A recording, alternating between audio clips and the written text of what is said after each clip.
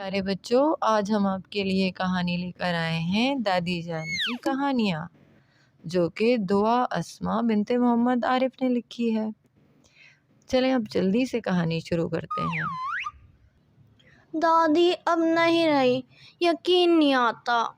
یشفا نے افسردگی سے کہا، اب مجھے پریوں والی کہانیاں کون سنایا کرے گا؟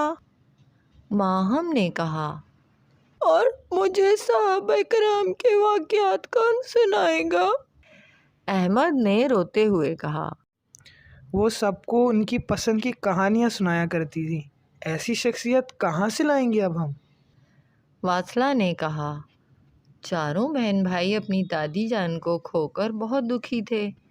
وہ بہت اچھی شخصیت کی مالک تھیں، ٹھنڈے مزاج کی، ہمیشہ صبر شکر کرنے والی تھیں۔ کسی نے ان کو غیبت کرتے نہیں سنا تھا۔ اپنے اکلوتے بیٹے کے چاروں بچوں پر جان نچھاور کرتی تھیں۔ جب تک ہمت تھی اپنے پوتوں اور پوتیوں کو ان کی پسند کی چیزیں بنا بنا کر کھلاتی تھیں۔ آج دن کو ہی ان کی وفات ہوئی تھی۔ ان کے کمرے کی ہر چیز میں دادی جان کی ہی خوشبو رچی تھی۔ ان کی تسبیح، ان کا چشمہ، جائے نماز اور دوپٹہ۔ ماہم ہر چیز کو سینے سے لگائے دادی جان کے وجود کو محسوس کرنے کی کوشش میں تھی۔ ان کے بغیر کمرہ سونا سونا لگ رہا تھا۔ افسردہ ہو کر سب برآمدے میں آ گئے تھے، جہاں سب بیٹھتے خوب محفل لگتی۔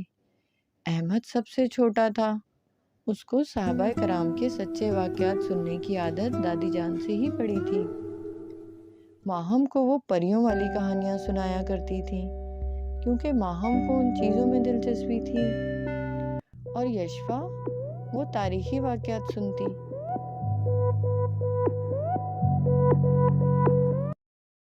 جبکہ واصلہ سب سے بڑا تھا۔ دادی جان سے کہانیاں سن سن کر مختلف رسالوں میں اب لکھنے بھی لگا تھا۔ ہم امی جان سے ہی کہانیاں سن لیا کریں گے۔ یشفا نے تجویز پیش کی۔ امی جان جو خاموشی سے بیٹھی تھیں بول پڑیں، میں نہیں سنا پاؤں گی جیسی وہ سنایا کرتی تھیں۔ ان کی کہانیوں میں بلا کی دلچسپی اور سبق ہوتا تھا۔ حیرت انگیز بات یہ ہے کہ وہ ان کی اپنی تبازات کہانیاں ہوتی تھیں۔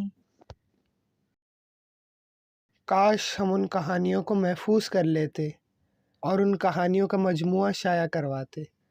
واصلہ نے ٹھنڈی آہ بھری، مجھ سے اتنا نہ ہو سکا کہ میں کچھ یاد ہی کر لیتی۔ یشفا بولی، رائٹر واصلہ صاحب، کم از کم آپ ہی سنایا کریے گا کہانیاں ہمیں۔ احمد نے کہا، میری کہانیوں میں وہ حسن بیاں کہاں؟ واصلہ نے جواب دیا، مجھے تو کہانیاں سنے بغیر نیند ہی نہیں آئے گی، ماہم نے جماہی لیتے ہوئے کہا۔ واصلہ اٹھ کر چلا گیا، باقی سب بھی ادھر ادھر ہو گئے۔ واصلہ دادی جان کی قبر پر فاتحہ پڑھ کر گھر لوٹ رہا تھا۔ پورا گھر جیسے ویران پڑا تھا۔ باقی سب وہی تھے، مگر وہ والی رونق نہیں تھی۔ دادی جان کی کمی کو سب سے زیادہ واصلہ نے ہی محسوس کیا تھا، کیونکہ وہ گھر کا بڑا بچہ تھا۔ کافی حد تک اسے دادی جان کی ہی سپورٹ تھی۔ دوپہر کے کھانے کے بعد وہ قیلولہ کرنے کی نیت سے لیٹا تو نیند ہی نہیں آئی۔ تھوڑی دیر کروٹیں بدلنے کے بعد بے چین ہو کر اس نے دادی جان کے کمرے کا رخ کیا اور ان کی چیزوں کو ہاتھ لگا کر ان کو محسوس کرنے لگا۔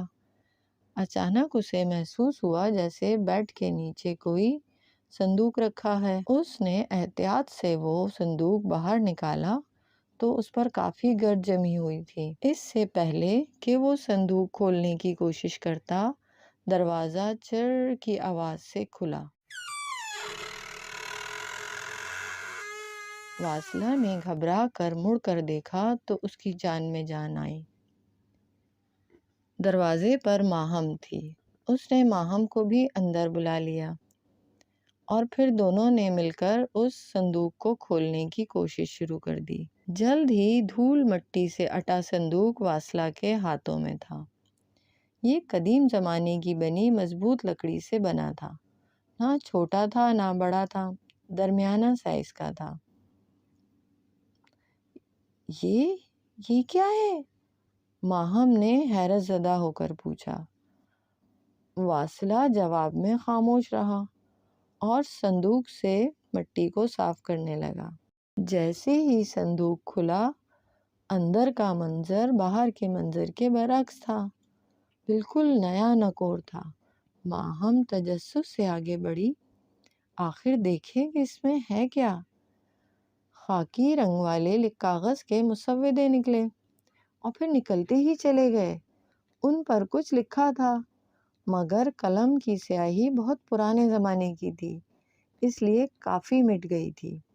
کوشش کے بعد اس نے پڑھنے کی کوشش کی تو اسے معلوم ہوا کہ یہ سب ہاتھ سے لکھی گئی کتابیں ہیں جو خود دادی جان نے لکھی تھیں۔ دادی جان لکھاری تھیں؟ کبھی بتایا ہی نہیں انہوں نے۔ ماہم بڑبڑائی۔ کہانیاں اتنی دلچسپ کہ وہ دونوں پڑھتے جا رہے تھے، آنکھیں تھک رہی تھیں نہ دماغ۔ صدیوں پرانے زمانے کے قصے پڑھنا بہت دلچسپ ثابت ہو رہا تھا۔ اب ان سب میں احمد اور یشفا بھی شامل ہو گئے تھے۔